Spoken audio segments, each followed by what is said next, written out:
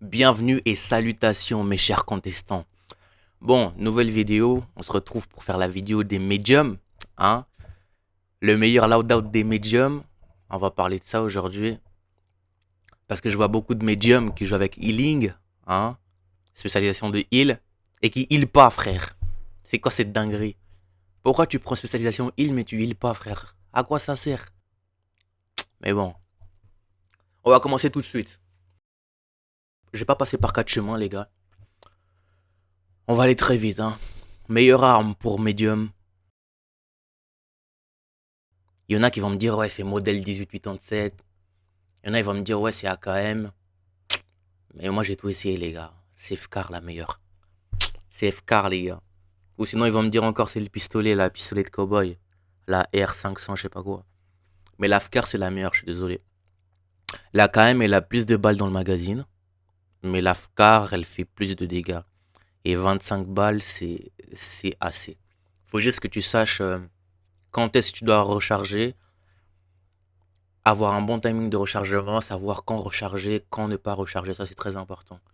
Par exemple, tu as réussi à tuer un light avec 5 balles, par exemple, ou je sais pas quoi, un bug il était low, tu l'as tué. Tu vois, tu recharges pas immédiatement. Tu regardes d'abord tes alentours pour voir s'il y a des ennemis imminents. S'il y en a pas, tu prends le temps de recharger, tu vois. Voilà, il faut juste savoir quand recharger, les gars. Donc, meilleure arme. Moi, je dis vraiment, je vais pas vous obliger à prendre l'AFCAR, mais prenez une arme avec laquelle vous soyez confortable. Et après, tu vas me dire, ouais, je suis confortable avec la Dual Blade, je suis confortable avec si.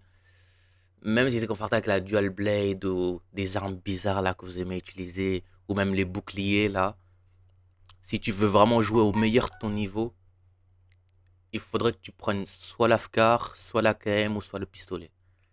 Parce qu'avec les autres armes, t'es trop limité. Soit l'AFCAR, soit l'AKM, soit le pistolet. Même le modèle 1887, il y en a qui disent ouais, il est trop fort, il est trop fort.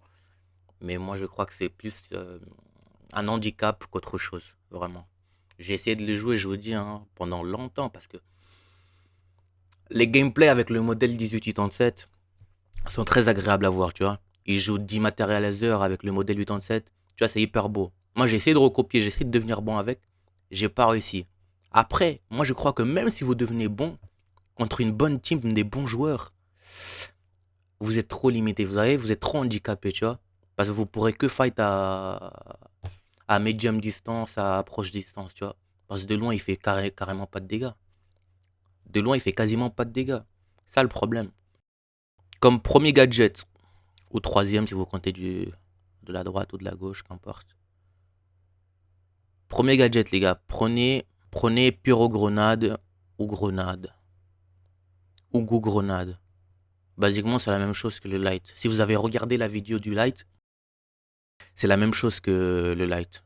Après, comme deuxième gadget, inévitablement, les gars, vous êtes médium. Imaginez, vous tombez dans une équipe avec deux heavy et que vous avez aucun moyen de transport, aucun moyen de dislocation. C'est chaud, vous avez déjà perdu la game. Si c'est des bons joueurs en face, vous avez perdu la game. Donc, deuxième gadget, les gars, ça doit être inévitablement un jump pad ou la tyrolienne. Jump pad ou tyrolienne, les gars, il y a pas mieux. Vous devez avoir ça dans votre stuff, je suis désolé. Et si vous n'avez pas, au moins, concerter avec mon mate et savoir qui est-ce qui aura les moyens de transport, qui est-ce qui va prendre tyrolienne, qui est-ce qui va prendre jump pad. Mais bon, moi je pars du principe quand on joue au solo matchmaking, on fait du solo queue. Donc c'est obligatoire que vous preniez jump pad ou tyrolienne. Troisième gadget, vous devez prendre défibrillateur. Ouais, défibrillateur les gars. Après, il faut savoir quand l'utiliser, quand le jouer, parce que c'est vrai que maintenant il y a le cooldown. Depuis la saison 5, ton mate il a 5 ou 3 secondes, je crois, avant de pouvoir utiliser ses gadgets et ses spécialisations. Et du coup, ça le fait un peu moins cheat qu'avant. Mais avant, c'était vraiment un truc de ouf. C'est-à-dire que tu réanimais ton light, dash, dash, c'est bon, il survit, tu vois. Et c'est lui qui fait le clutch, c'est lui qui fait le plus de dégâts, donc vous avez gagné la partie. The Final, ils se sont rendus compte de ça. Donc ils ont dit, pour faire le défi un petit peu moins cheat, on va rajouter un cooldown. Donc après, ça vous obligera à bien jouer le défi. C'est pas juste réanimer au milieu du combat, vous voyez ce que je veux dire? Quand vous réanimez avec le défibrillateur, vous devez faire en sorte que vous êtes vous êtes safe, quoi. C'est safe de réanimer là-bas et que votre mate, il aura au moins 3 secondes, 4 secondes de libre pour pouvoir s'échapper, quoi. Et on arrive au point le plus important. La spécialisation, les gars. La spécialisation. Le healing beam, c'est très très bien, les gars. C'est très très bien. Le problème, c'est que ceux qui font du solo matchmaking, hein, quand ils jouent le healing beam, tu heal ton mate, mais qu'on fasse, il est en 1v1, il est en 1v1, mais il rate quand même ses balles. Ah, c'est un peu énervant, tu vois. C'est un peu énervant. T'es en train de le heal en 1v1, mais il perd quand même. Ah, ça donne un peu la rage, tu vois ce que je veux dire? Donc moi j'aurais dit healing beam comme meilleure spécialisation, mais juste quand t'as une team.